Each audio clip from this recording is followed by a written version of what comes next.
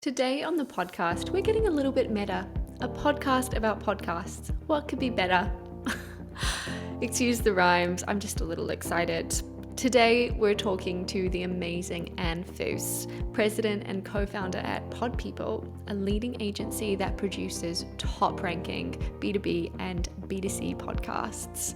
We cover a lot in this episode: how to start a podcast, what separates dry shows from award winners, and trends in podcasting at the moment to help you understand what B2B audiences want to see.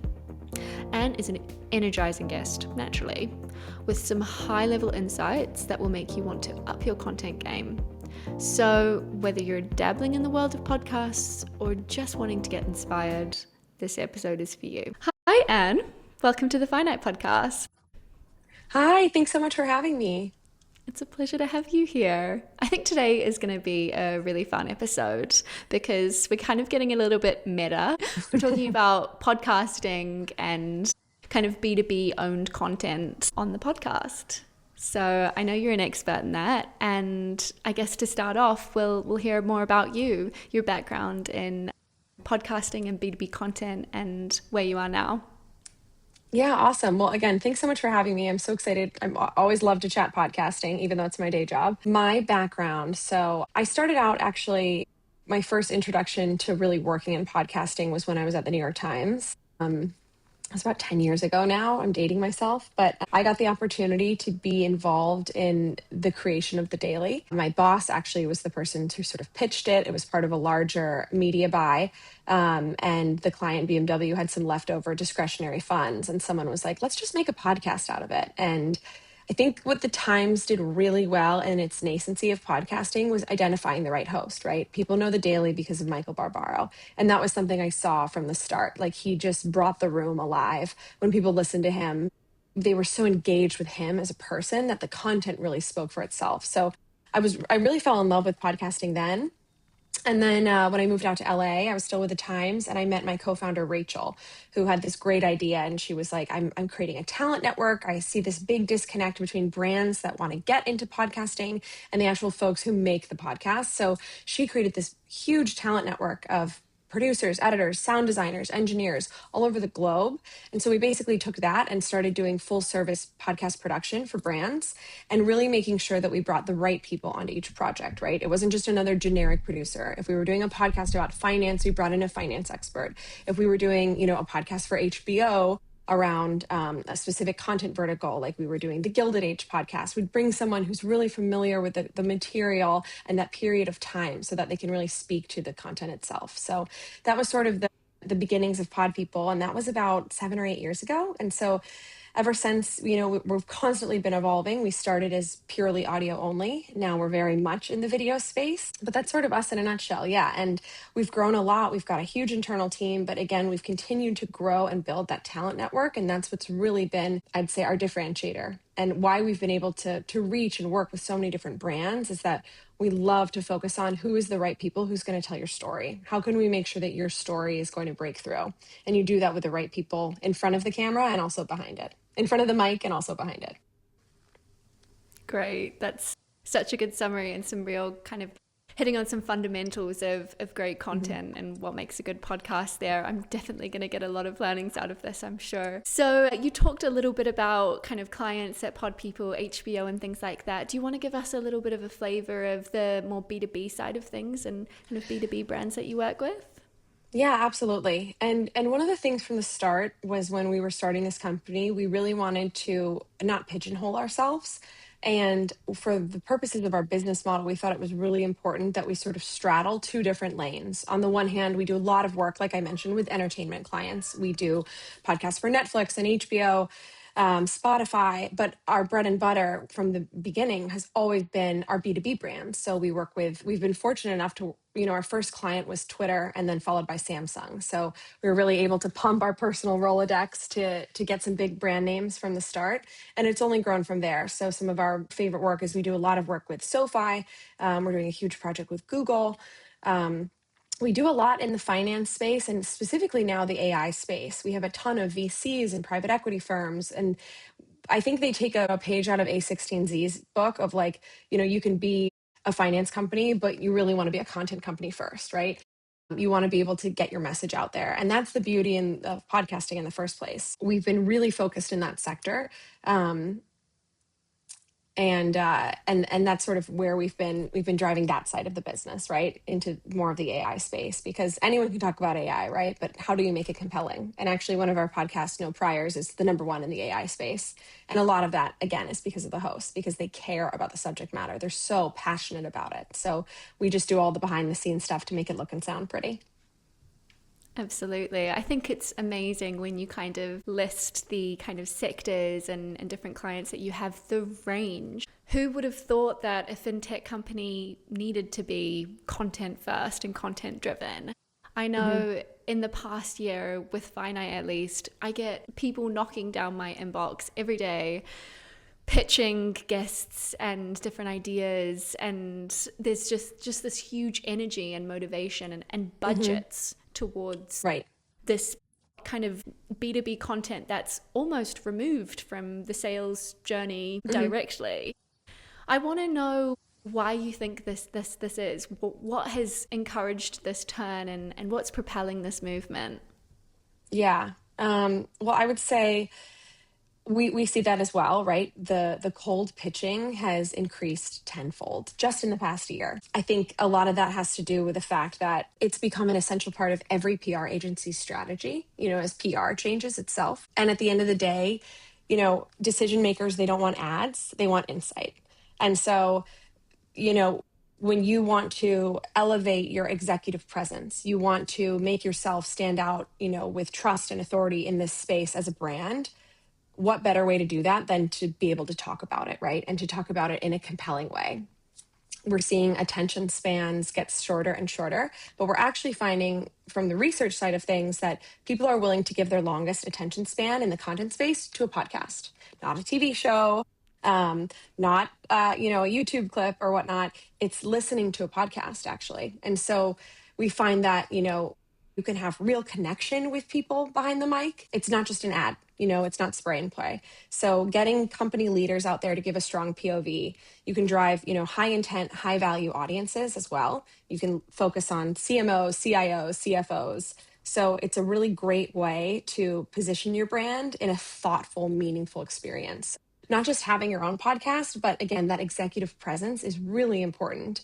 Also, you want your executives to be able to not just go on podcasts, but speak at conferences and just have more of we're sort of in the age of like the micro celebrity executive, I would say. And so if your executive isn't front and center, they don't need to have a TikTok, but they need some form of brand presence, right? You want to feel personally engaged with them. And I think podcasting is the number one way to do that. I completely agree. It feels kind of intimate making podcasts Hmm. as well. I feel like I have a connection to the listeners, and I would hope that they felt that with me. So I guess if you're owning this content and building these kind of parasocial relationships that are so important for that kind of brand reputation and impact. Yeah. I love that you said parasocial relationships because that's what we touch on too. In the podcast I listen to, I genuinely feel like I'm friends with the host, and that's what you want. Like I have such an affinity because I like the host.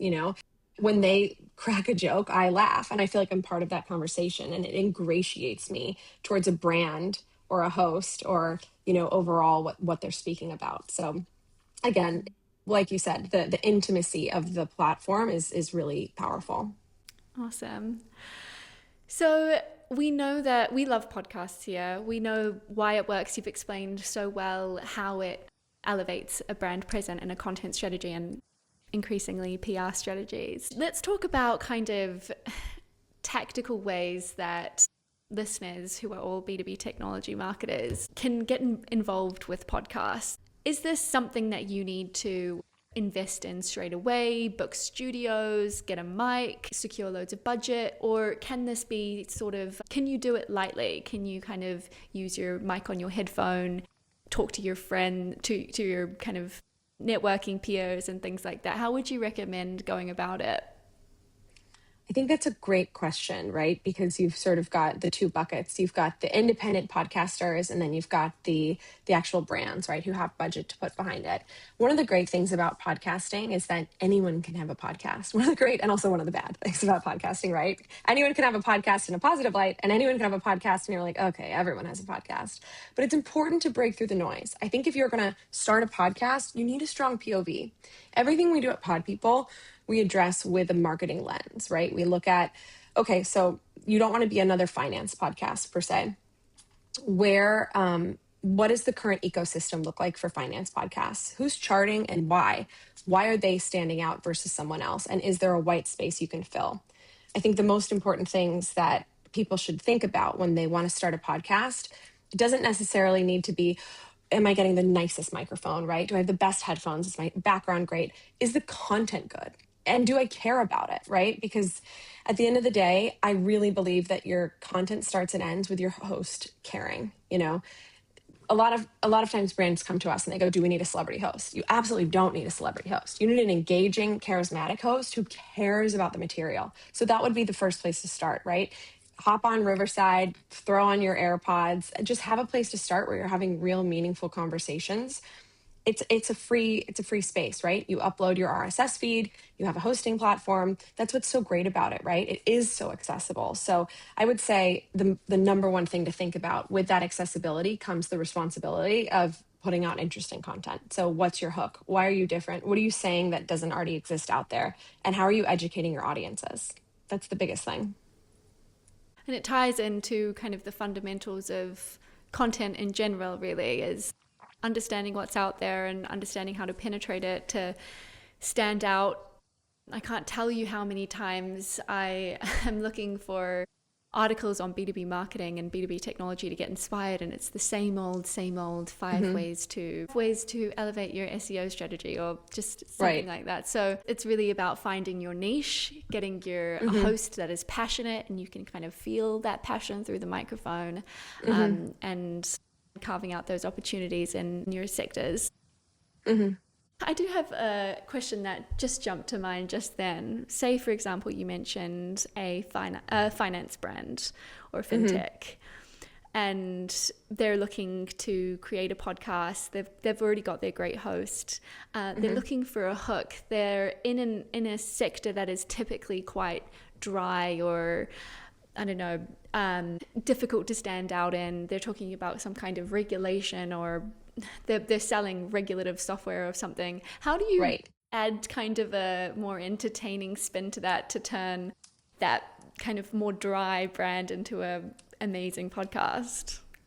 That is a great question. And that's where a really good producer comes in, right? That's why brands come to us in the first place, or come to, well, they come to us. Because here's the thing, a lot of clients and a lot of brands will say, we have a POV, right? We know what we want to talk about, but how do we make it compelling? So that's where you need really good creative production to think about those things, right? Let's say you're talking about regulations. What can people learn from this, right? You've got your great host. Now they've got the content they're going to talk about, right?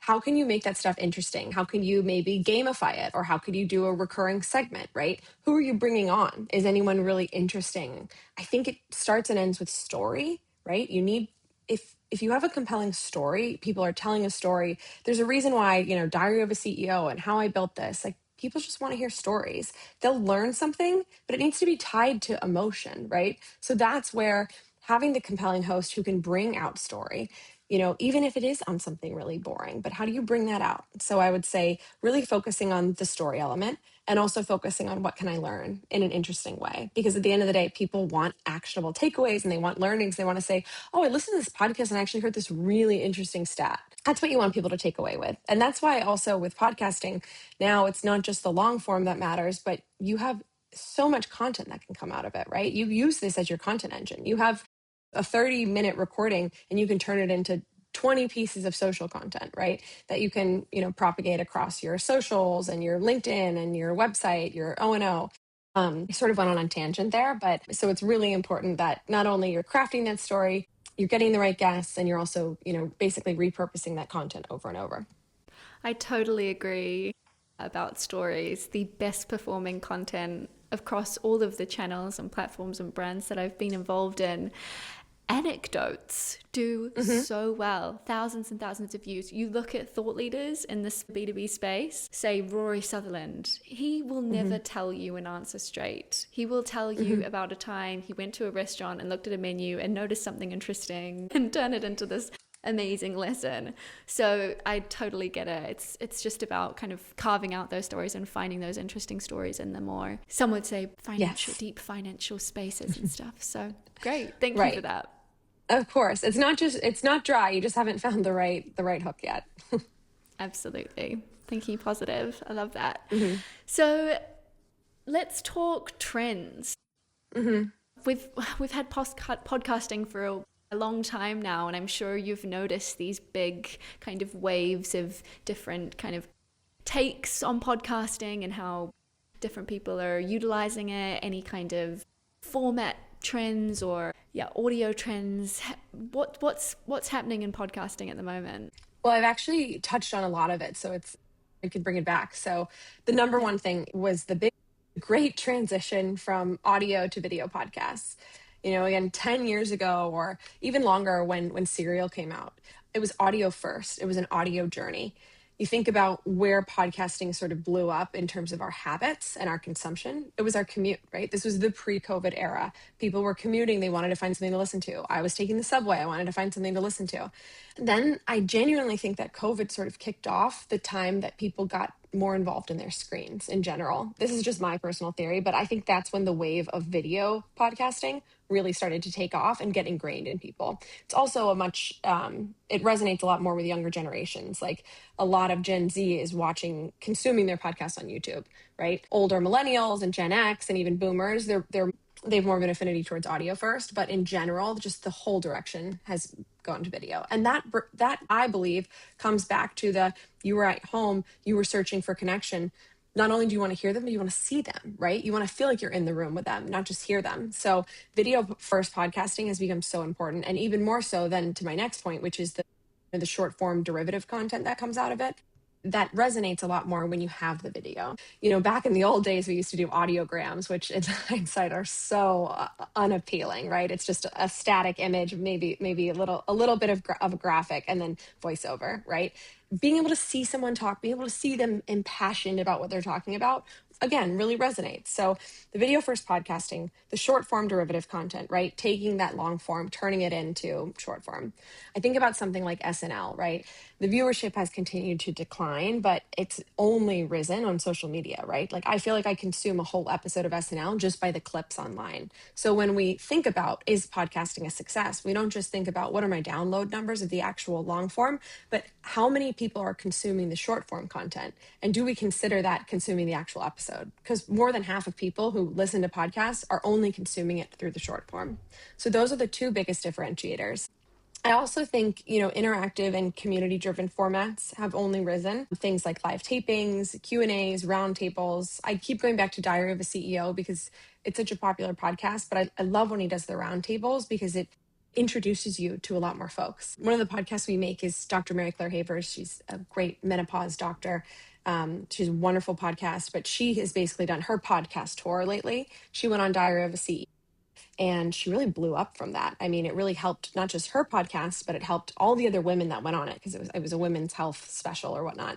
And all those other women got more notoriety. So I love these big roundtables. I think they're really interesting when done correctly. And then I mentioned this earlier, but executive as creator, right? The leaders who become the face and voice of their brand.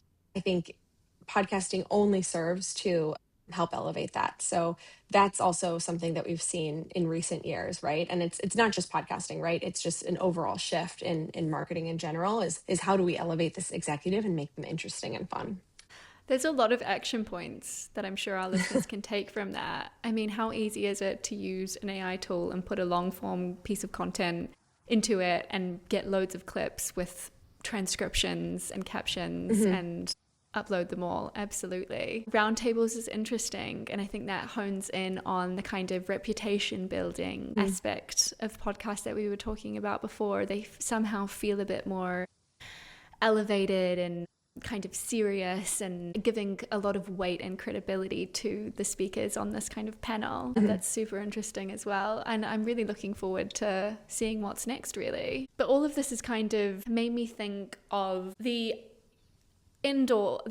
ultimate purpose of the content, and that is to, not only to elevate the brand and build the reputation of brands, but to drive revenue, some commercial impact. Are you kind of in the business of tying attribution from podcasts to kind of business impact, or how do you go about that, and how do you think about that or communicate with clients on that?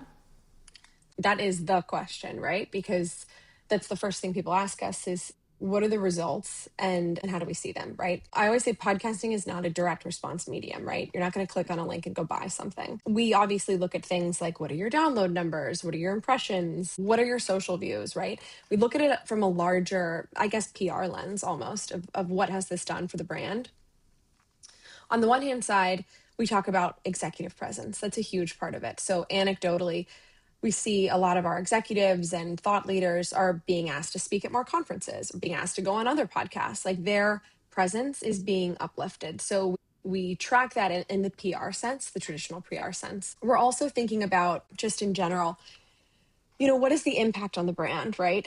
A lot of our B2B brands, again, we're not driving them to just go buy a product. We're driving the conversation around it. So again, from a PR lens, how are we tracking conversation? How is this infiltrating the zeitgeist? It's a bit more complex, right? But one of the most successful things I've seen specifically on, our VC, our finance podcast, is they are actually using this for pipeline. They're using this to build relationships. A lot of times people will have guests on that could potentially be a customer or an investor. And a way in to having that conversation is inviting them on your podcast, right? Like, I want this potential investor, or this could be a huge client. I want to bring them on my podcast to learn more about them, right? It's not I want to sell them. I want them to learn about my brand, and in trade, I want to learn about them. I want them to educate my listeners. So I actually think that's an amazing use of the podcast space, is not just that you're elevating the executive presence, but you're also thinking about this as a way to grow your network, right? And your potential customers. And we see a lot of, when we look at our case studies, the VC folks, they have a new round of funding, and a lot of it was driven by the podcast. We work with a cybersecurity company that drove millions in revenue from this really beautiful cybersecurity podcast that we created for Rubric called To Catch a Thief. Highly recommend people listen to that. It's really, really compelling. So we're just seeing it across a lot of our clients that, yes, it'll drive revenue, but I think more than that, it's driving their presence, right? It's driving them within the zeitgeist. It's driving how people talk about them and just the conversation around that brand in general. So yeah, that's sort of it in a nutshell. Great summary. Yeah, I think the way that you communicate impact to your clients is part of the reason why they trust you to kind of bridge that gap between the unknown kind of listenership and correlative revenue increases and spikes and things like that. And proving value can't always be one for one, like for like, but absolutely, it's the same with PR. You can measure brand growth in that way, brand searches, share a voice, but yeah, not quite directly. Great. I think it's interesting. We have worked with clients that are B2C, and it's something, I think the beauty space actually is one of the most trackable when it comes to podcasting, just as an exception to everything I just talked about. Something that we can track there is we'll do like, use the podcast promo code to buy this lip gloss or whatnot. And we actually can see some conversion there. So there are different tactics based on your goals, but the majority of our clients are B2B, not B2C at all. I felt like I had to say that. Yeah, absolutely. And maybe there's something that we can take from that, like use this code to get a free trial of this software, or I don't know, you could get a bit more creative with that for sure. Yeah, we use the codes in general, and podcasting just sort of track and like, where are people going after this? They don't necessarily need to buy something, but where are they going?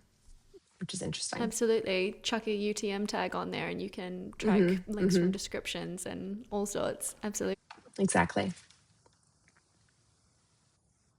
You mentioned this at the beginning of the episode, AI. and how it's kind of changing the landscape and having this impact on everything we can possibly think of. I haven't had an episode of the Finite Podcast in the past year that hasn't mentioned it, so we have to talk about it. I'd love to hear your opinion on how AI is shaping branded content, particularly, this in all the headlines brand in the US, who's making 3,000 episodes of a podcast per day.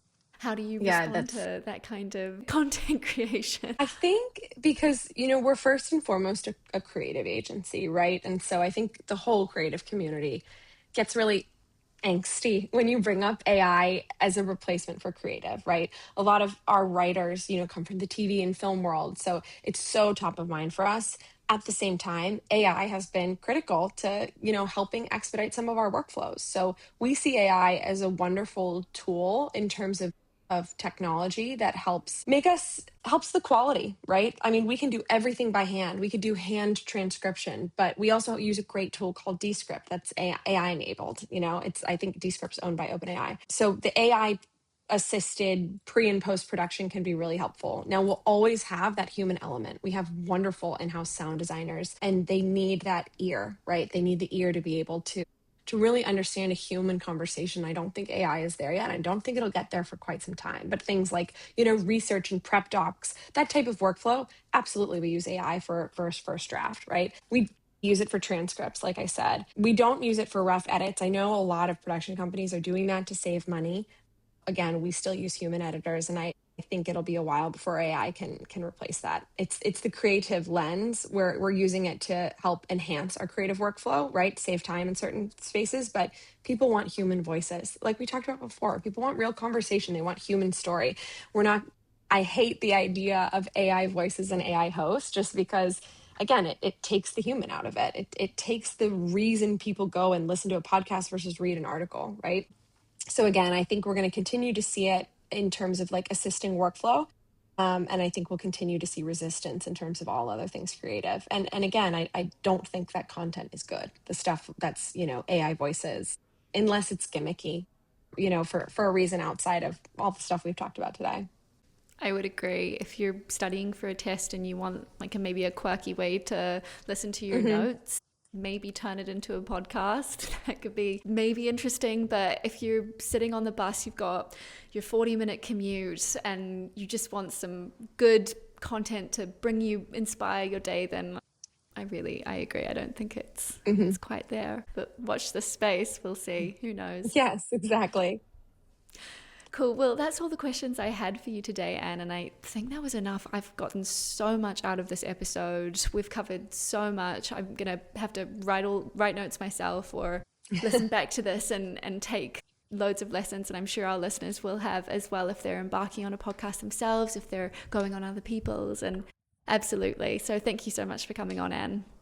Of course. And I would just encourage if anyone has just any questions about podcasting, feel free to email us. It's hello@podpeople.com.